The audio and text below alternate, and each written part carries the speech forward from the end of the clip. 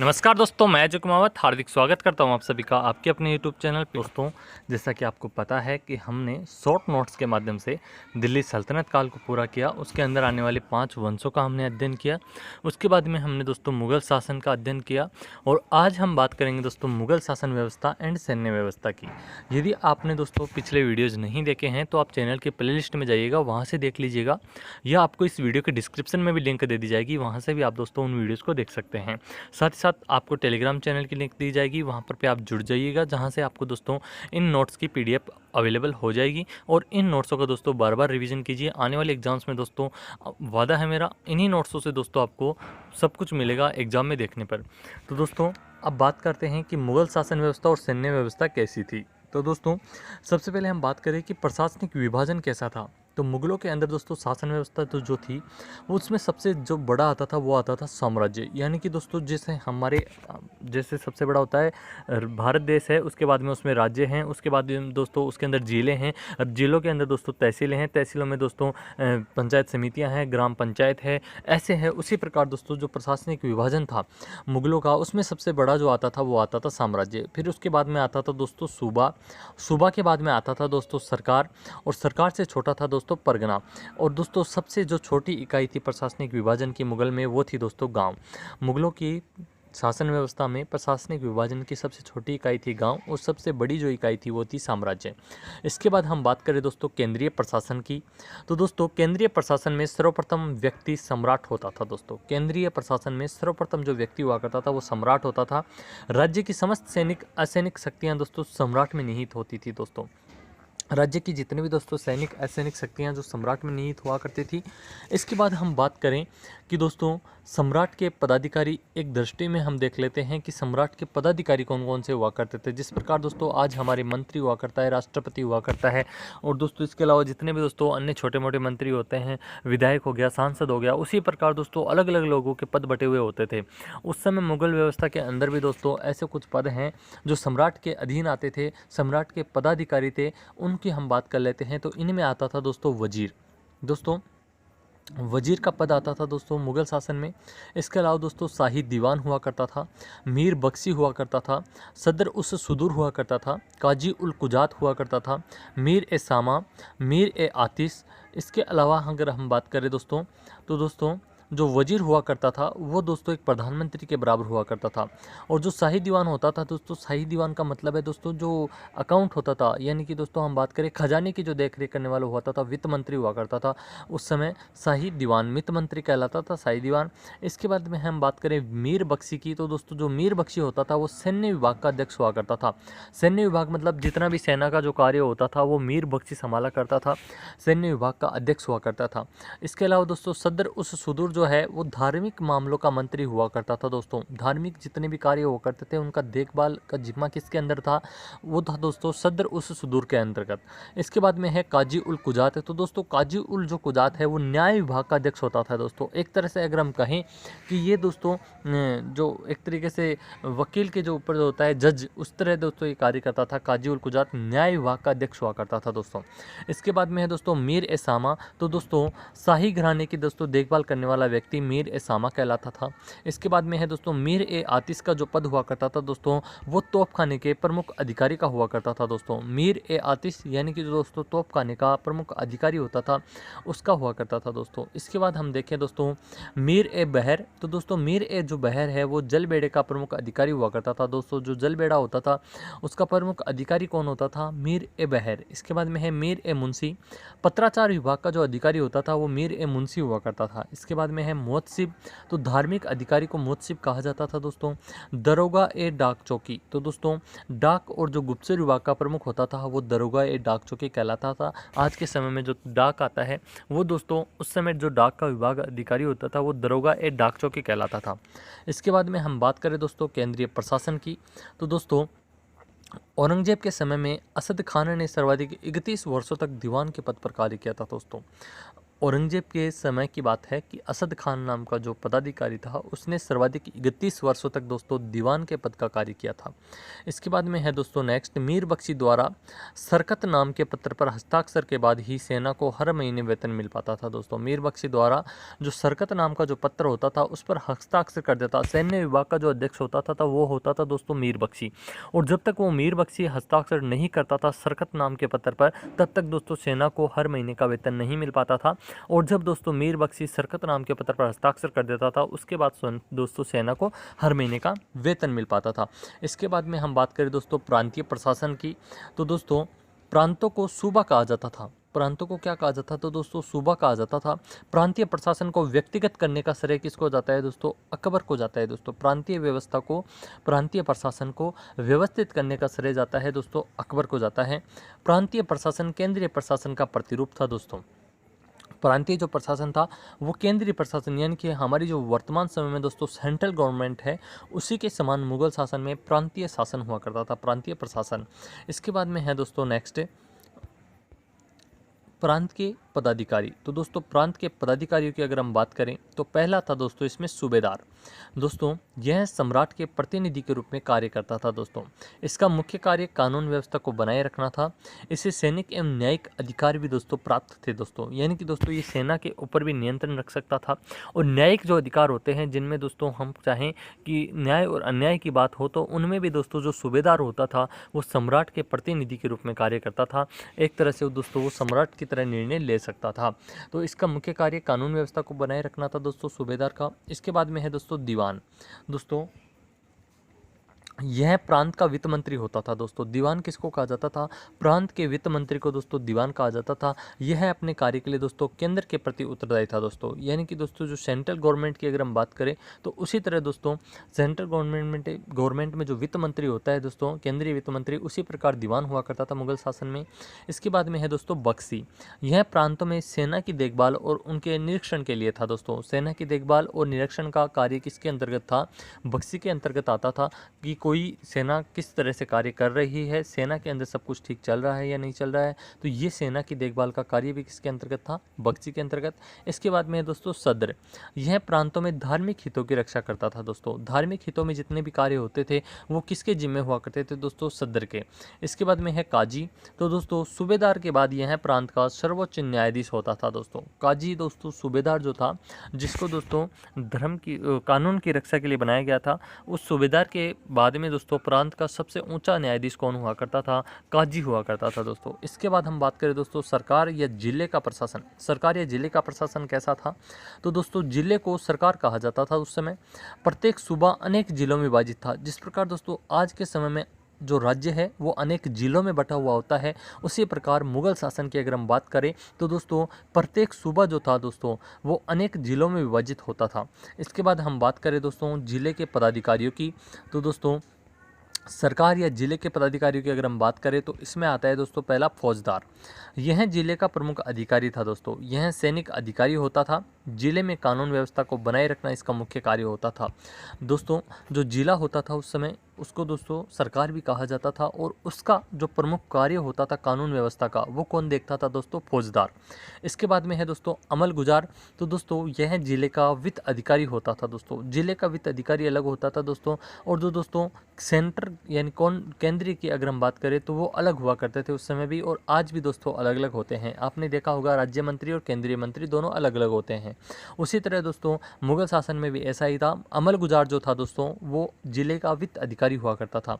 इसके बाद में है दोस्तों काजी। तो यह जिले का मुख्य न्यायाधीश हुआ करता था दोस्तों। इसके बाद अगर हम बात करें कि परगने के प्रशासन की, तो दोस्तों परगने का प्रमुख सैन्य अधिकारी होता था सिकदार। इसके बाद में है दोस्तों गांव का प्रशासन। तो दोस्तों गांव सबसे छोटी इकाई है मुगल शासन व्यवस्था में।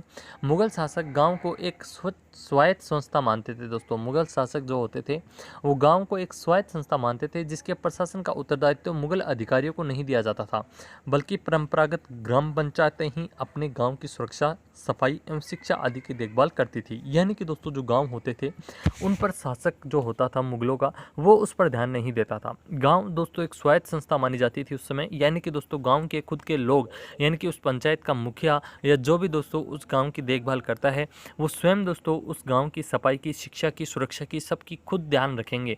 तो दोस्तों गांव की दोस्तों उस समय मुगल शासन में कोई व्यवस्था नहीं थी। इसके बाद में है दोस्तों गांव का मुख्य अधिकारी दोस्तों कौन होता था, वो होता था दोस्तों गांव का प्रधान, जिसे दोस्तों खुद मुकद्दम या चौधरी कहा जाता था दोस्तों। यानी कि गांव के अंदर का प्रमुख व्यक्ति ही दोस्तों गांव को संभालता था, ये शासक के अधीन नहीं आता था। उसकी सहायता के लिए दोस्तों एक पटवारी होता था जो राजस्व कार्यों को देखता था। राजस्व कार्यों को देखने का काम कौन करता था दोस्तों, गांव में पटवारी करता था। और जो गांव का मुख्य अधिकारी होता था उसको ग्राम प्रधान भी कहा जाता था और खुद या मुकद्दम या चौधरी कहा जाता था इसको। इसके बाद में है दोस्तों मुगल काल में पटवारी को राजस्व का एक प्रतिशत दस्तूरी यानी कि कमीशन के रूप में दिया जाता था। जो दोस्तों मुगल काल में पटवारी हुआ करता था गांव में, उसको दोस्तों राजस्व के रूप में दोस्तों 1% दस्तूरी यानी कि जिसको हम कहें कि कमीशन के रूप में दिया जाता था 1%। इसके बाद में हम बात करें कि सैन्य व्यवस्था, तो दोस्तों इसमें सैन्य व्यवस्था में हम बात करेंगे मनसबदारी व्यवस्था की। मनसब फारसी भाषा का शब्द है दोस्तों, जिसका तात्पर्य है किसी व्यवस्था में किसी का स्थान, अर्थात किसी सरकारी सेवा में मनसब उसकी स्थिति का सूचक है दोस्तों। मनसबदारी व्यवस्था की अगर हम बात करें तो दोस्तों मनसब जो है वो एक फारसी शब्द है और इसका तात्पर्य होता है किसी व्यवस्था में किसी का स्थान, अर्थात किसी का पद दोस्तों जो सरकारी सेवा में होता है वो मनसब की स्थिति का सूचक हुआ करता था। मध्य एशिया में सर्वप्रथम मंगोलों ने दोस्तों यह व्यवस्था शुरू करी थी दोस्तों मनसबदारी की। मंगोलों ने दोस्तों ये व्यवस्था सर्वप्रथम शुरू करी थी। भारत में इस व्यवस्था को अकबर ने 1575 में प्रारंभ किया था। अकबर से पहले दोस्तों मध्यकालीन व्यवस्था में सरकारी सेवकों के 3 वर्ग हुआ करते थे दोस्तों। अकबर के पहले भी दोस्तों मध्यकालीन व्यवस्था की अगर हम बात करें तो उस समय भी दोस्तों सरकारी सेवक जो हुआ करते थे उनके 3 पद होते थे। पहला दोस्तों सैनिक अधिकारी, दूसरा दोस्तों लेखा अधिकारी और तीसरा हुआ करता था दोस्तों बुद्धिजीवी वर्ग। ये 3 वर्ग हुआ करते थे दोस्तों। अकबर ने इन तीनों को मिला दिया और सभी दोस्तों क्या कहलाए, मनसबदार कहलाए दोस्तों। इन तीनों पदों को मिला दिया अकबर ने 1575 के अंदर और मनसबदारी व्यवस्था प्रारंभ कर दी और ये तीनों मिलकर के अब क्या कहलाने लगे, मनसबदार कहलाने लगे। इसके बाद हम बात कर लेते हैं दोस्तों मनसबदारी व्यवस्था की। मनसबदारी व्यवस्था के 2 मुख्य सिद्धांत थे दोस्तों। सभी मनसबदार व्यक्तिगत रूप से सम्राट के अधीन थे, यानी कि दोस्तों व्यक्तिगत रूप से अगर हम बात करें पर्सनली तो वो दोस्तों सम्राट के अधीन हुआ करते थे। प्रत्येक मनसबदार को 2 पद दिए जाते थे दोस्तों। एक तो दोस्तों जात पद और दूसरा दोस्तों सवार पद। जात पद और सवार पद का क्या मतलब है दोस्तों, तो दोस्तों मनसबदार का व्यक्तिगत दर्जा था जो उसकी वरिष्ठता का सूचक था। जात पद से ही उसका दोस्तों वेतन निर्धारित होता था दोस्तों। इसके बाद एक आता था दोस्तों सवार पद। तो दोस्तों इससे एक मनसबदार को कितने घोड़े तथा घुड़सवार रखना है यह निर्धारित होता था दोस्तों। सवार पद का मतलब है दोस्तों एक मनसबदार को कितने उसके घोड़े दिए जाएंगे, कितने उसको घुड़सवार दिए जाएंगे। और जात पद का मतलब है दोस्तों कितने उसके साथ चलने वाले पैदल सैनिक होंगे, ये दोस्तों जात पद हुआ करता था। और सवार पद हुआ करता था। जात पद के आधार पर तो दोस्तों मनसबदार का वेतन निर्धारित किया जाता था। जहांगीर ने दोस्तों सवार पद में दोस्तों 2 अस्पा एवं सिंह अस्पा की व्यवस्था की। 2 अस्पा से तात्पर्य है एक सवार के पास 2 घोड़े और सिंह अस्पा से तात्पर्य है एक सवार के पास कितने घोड़े दोस्तों, 3 घोड़े। मनसबदारी व्यवस्था वंशानुगत नहीं थी बल्कि योग्यता इसका मुख्य आधार था। यानी कि दोस्तों मनसबदारी व्यवस्था उन्हीं को दी जाती थी जिनमें उस मनसब को पाने की योग्यता हो। ऐसा नहीं है कि किसी को कोई दोस्तों मुगल शासन में मनसबदार रहा हो तो उसका पुत्र भी दोस्तों वहाँ पर मनसबदारी में ही रहेगा, ऐसा कुछ नहीं था। यानी कि दोस्तों ये वंशानुगत ना होकर के योग्यता के आधार पर मनसबदारी प्रथा जारी थी। इसके बाद हम बात करें दोस्तों 10 से 500 तक मनसब प्राप्त करने वाला दोस्तों मनसबदार कहलाता था। इसके बाद में है 500 से 2500 तक मनसब प्राप्त करने वाला उमरा कहलाता था। 2500 से ऊपर तक मनसब प्राप्त करने वाला दोस्तों अमीर ए आजम कहलाता था दोस्तों। 2500 से ऊपर तक दोस्तों अगर किसी को मनसब प्राप्त थी तो वो अमीर ए आजम कहलाता था, ये आपको ध्यान में रखना है। इसके बाद हम बात करें दोस्तों भू राजस्व व्यवस्था की। तो दोस्तों मुगल काल में अकबर के समय भू राजस्व व्यवस्था में सुधार हुआ। अकबर ने टोडरमल को शाही दीवान के पद पर नियुक्त किया था दोस्तों। टोडरमल ने 1580 के अंदर दोस्तों आइन ने दहसाला नामक व्यवस्था प्रारंभ की जो जाब्ती प्रणाली का उत्तम रूप था दोस्तों। इसके बाद में है दोस्तों इसके अंतर्गत प्रत्येक परगने के कानूनगों को यह निर्देश दिया गया कि भूमि को 4 वर्गों में विभक्त करें। दोस्तों टोडरमल के द्वारा प्रत्येक परगने में यह आदेश दिया गया कानूनगो को कि दोस्तों प्रत्येक भूमि को दोस्तों कितने वर्गों में बांटा जाए, 4 वर्गों में बांटा जाए। कौन कौन से वो 4 वर्ग थे जिनमें बांटने को कहा गया? पोलज, प्रत्येक वर्ष खेती हो, जिनमें दोस्तों प्रत्येक वर्ष खेती हो उनको पोलज वर्ग में बांटा गया। प्रति, जिसमें एक वर्ष छोड़कर खेती की जाए, यानी कि एक वर्ष खेती कर लेगी, अगले वर्ष खेती नहीं होगी, उसके बाद अगले वर्ष हो, ऐसी दोस्तों भूमि को प्रति कहा गया। इसके बाद में है चांचर, जिसमें 3 या 4 वर्ष में खेती हो दोस्तों, वो चांचर भूमि कहलाती थी। इसके बाद में आती थी बंजर, जिसमें 5 वर्ष से खेती न हुई हो, वो बंजर भूमि के अधीन आती थी। इन 4 वर्गों में विभक्त किया गया था। चारों का नाम आपको ध्यान में रखना है, पोलज, प्रति, चांचर और बंजर। ये दोस्तों 4 नाम आपको ध्यान में रखने हैं, जिनको दोस्तों भूमि के रूप अंतर्गत बांटा गया था। अकबर भू राजस्व के अतिरिक्त प्रत्येक बीघा पर 10 सेर अनाज लेता था, जिसे दहसेरी कर कहते थे दोस्तों। भू राजस्व के अतिरिक्त, यानी कि दोस्तों भू राजस्व कर तो लगता था, उस भू राजस्व कर के अतिरिक्त दोस्तों प्रत्येक बीघा पर, यानी कि एक बीघा पर दोस्तों 10 सेर अनाज लेता था दोस्तों, जिसे दोस्तों दहसेरी कर कहते थे दोस्तों। अकबर ने अजमेर में भू राजस्व घटा करके 1/7 अथवा 1/8 कर दिया था दोस्तों। औरंगजेब के समय में भू राजस्व दोस्तों 1/2 लिया जाता था। इसके बाद में है दोस्तों मुगल काल में करसक 3 वर्गों में विभाजित थे दोस्तों, खुदकास्ट, पाहीकास्ट और मुजारियन। ये 3 दोस्तों वर्गों में विभक्त थे, करसक, खुदकास्ट, पाहीकास्ट और मुजारियन। मुगल काल में करसक 3 वर्गों में विभाजित थे दोस्तों, जिनकी हम बात करेंगे एक एक करके। खुदकास्ट दोस्तों कौन होते थे? यह दोस्तों किसान उसी गांव की भूमि पर खेती करते थे जहां के निवासी थे, यानी कि जो जिस गांव के निवासी हैं दोस्तों, वो उसी गांव की भूमि को अगर बो रहे हैं तो वो खुद काश्त कहलाते थे। इसके बाद में है दोस्तों पाही काश्त। यह किसान दूसरे गांव में जाकर कृषि कार्य करते थे, यानी कि मान लीजिए इन किसानों के गांव के अंदर अगर जहां पर भूमि बंजर हुआ करती थी या किसी कारण से वहां पर खेती नहीं कर पाते थे और वो किसान दूसरे गाँव के अंदर जाकर के खेती करते थे, वो पाही काश्त कहलाते थे दोस्तों। इसके बाद में है मुजारियन। यह किसान दोस्तों खुद काश्त किसानों से भूमि किराए पर लेकर के कृषि करते थे, यानी कि दोस्तों उसी गाँव के किसानों से अगर भूमि किराए पर ले ली जाए तो दोस्तों उस किराए पर लेकर भूमि को अगर कृषि योग्य बनाया जाए तो वो दोस्तों किसान कहलाते थे, मुजारियन। इसके बाद में है दोस्तों मुगलकालीन साहित्य। तो दोस्तों मुगलकालीन साहित्य से भी बहुत ही ज़्यादा क्वेश्चन आते हैं, आपको ध्यान में रखने हैं ये क्वेश्चंस भी। तो दोस्तों मुगलकालीन साहित्य के अंदर हम बात करते हैं ग्रंथ का नाम। ग्रंथ का नाम है दोस्तों तुजुक-ए-बाबरी। तुजुक-ए-बाबरी दोस्तों तुर्की भाषा में लिखा गया। किसने लिखा दोस्तों? इसके लेखक कौन थे? तो इसके लेखक थे बाबर। विशेषता की अगर हम बात करें तो यह बाबर की आत्मकथा है दोस्तों। ये भी पूछा गया एग्जाम में क्वेश्चन है कि बाबर की आत्मकथा का क्या नाम था? तुजुक-ए-बाबरी। ये आपको ध्यान में रखना है, इससे बाबर के बारे में जानकारी मिलती है दोस्तों। इसके बाद में है दोस्तों हुमायूंनामा। हुमायूंनामा दोस्तों फारसी भाषा में लिखा हुआ है और ये लिखा था दोस्तों गुलबदन बेगम ने। यह हुमायूं की सौतेली बहन थी दोस्तों, हुमायूं की बहन थी सौतेली, और दोस्तों अकबर की बुआ थी दोस्तों, जो दोस्तों गुलबदन बेगम के नाम से जानी जाती थी, और इसी ने दोस्तों हुमायूंनामा लिखा था। इन्होंने अपना संस्मरण लिखा है दोस्तों। इसके बाद में है दोस्तों तारीख-ए-शहरशाही। तारीख-ए-शहरशाही जो है दोस्तों फारसी भाषा में लिखित है, अब्बास खां सरवानी ने ये लिखी थी। शेरशाह के जीवन का इसमें वर्णन मिलेगा दोस्तों आपको।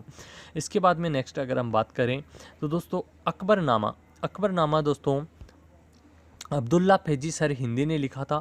यह दूसरी अकबरनामा लिखी गई है दोस्तों। इसके बाद में है दोस्तों अकबरनामा, जो दोस्तों फारसी भाषा में लिखी थी, और ये लिखी थी दोस्तों अबुल फजल ने। इसमें अकबर के शासन के 46 वर्षों का दोस्तों विवरण प्राप्त होता है।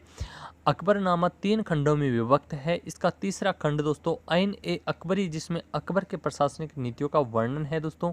और दोस्तों जो अकबरनामा है या आइन-ए-अकबरी है दोस्तों, वो किसके द्वारा लिखा गया दोस्तों? अबुल फजल के द्वारा लिखा गया था। ये क्वेश्चन कई बार एग्जाम में पूछा गया है। इसके बाद में है दोस्तों मुगल काल में अनुवादित ग्रंथ। दोस्तों अकबर ने एक अनुवाद विभाग स्थापित किया और फैजी को इसका अध्यक्ष नियुक्त किया था दोस्तों जो अनुवाद विभाग था उसका अध्यक्ष कौन बनता था दोस्तों? फैजी। महाभारत का फारसी अनुवाद रजमनामा के नाम से हुआ। महाभारत का दोस्तों फारसी में अनुवाद करवाया था अकबर ने, जिसको दोस्तों रजमनामा के नाम से जाना गया। बंदायूनी एवं ट्रक खां के सहयोग से इसका अनुवाद हुआ था दोस्तों। इसके बाद में है रामायण का फारसी भाषा में अनुवाद। ये दोस्तों बदायूनी ने किया था दोस्तों। इसके बाद अगर हम बात करें अथर्ववेद जो है दोस्तों हमारे दोस्तों ऋग्वेदिक काल के 4 वेद में से जो अथर्ववेद है, अथर्ववेद का फारसी भाषा में अनुवाद हुआ हाजी इब्राहिम सर हिंदी ने दोस्तों इसका फारसी भाषा में अनुवाद किया था। इसके बाद में है राजतरंगिणी, राजतरंगिणी का भी दोस्तों फारसी भाषा में अनुवाद किया गया मौलाना सीरी के द्वारा। इसके बाद में है गणित की पुस्तक लीलावती का फारसी में अनुवाद फेजी ने किया था दोस्तों।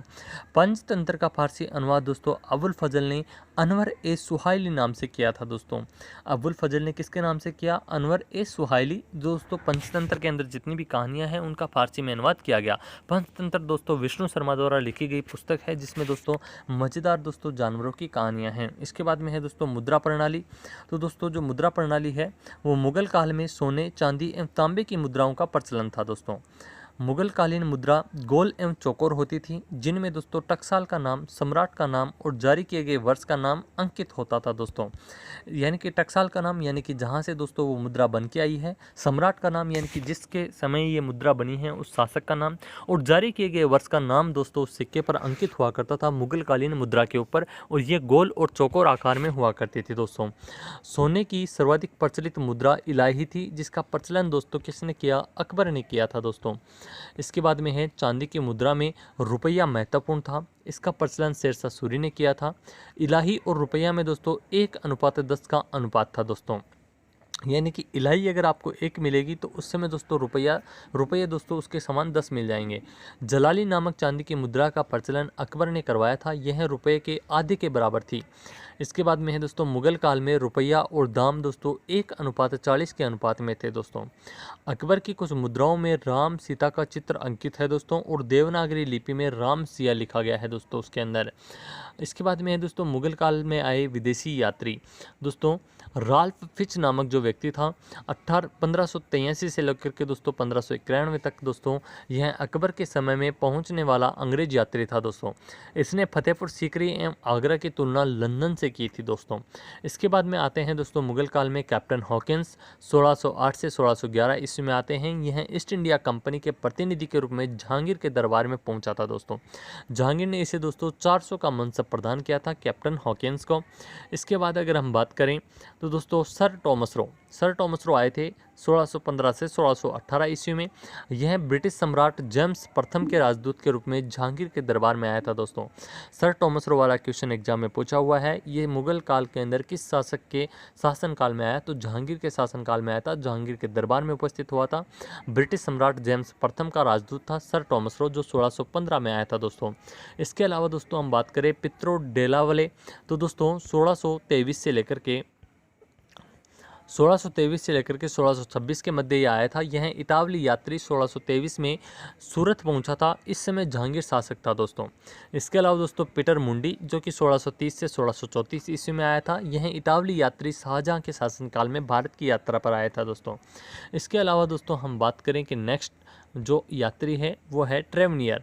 यह दोस्तों इटावली यात्री 1638 से 1663 ईस्वी के बीच में भारत की 6 बार यात्रा की। हीरा के व्यापारी होने के कारण दोस्तों हीरा व्यापार के बारे में इसका विवरण महत्वपूर्ण है दोस्तों। इसके अलावा दोस्तों नेक्स्ट दोस्तों है मनुची। 1653 से 1708 ईस्वी के मध्य ये आया था भारत में। यह इटावली यात्री था। यहाँ आकर शाहजहां के अंतर्गत दारा शिकोह की सेना में तोपची की नौकरी कर ली दोस्तों।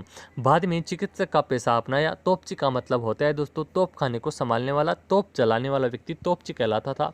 और इसने बाद में दोस्तों मनुची ने चिकित्सक का पेशा अपनाया। पेशा अपनाने से मतलब है दोस्तों चिकित्सक का धंधा किया दोस्तों इसने, या चिकित्सक का कार्य किया।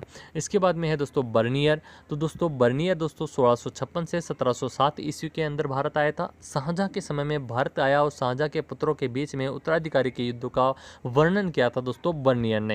तो दोस्तों अपना जो दोस्तों मुगल काल है उसकी जो सैनिक व्यवस्था है और दोस्तों प्रशासनिक व्यवस्था है उसको हमने जाना है। इसी प्रकार दोस्तों हम 1 बाय 1 सभी दोस्तों जो इंडियन हिस्ट्री के पार्ट हैं उनको कंप्लीट कर रहे हैं। तो आप वीडियोस को दोस्तों डेली देखिएगा, दोस्तों के साथ चैनल को शेयर कीजिएगा। कमेंट बॉक्स में जरूर बताइए कि आपको ये वीडियो कैसा लगा। मिलते हैं अगले वीडियो में, तब तक के लिए thank you so much. Channel को जरूर सब्सक्राइब कर लीजिएगा दोस्तों। वीडियो अच्छा लगा हो तो वीडियो को लाइक कीजिए।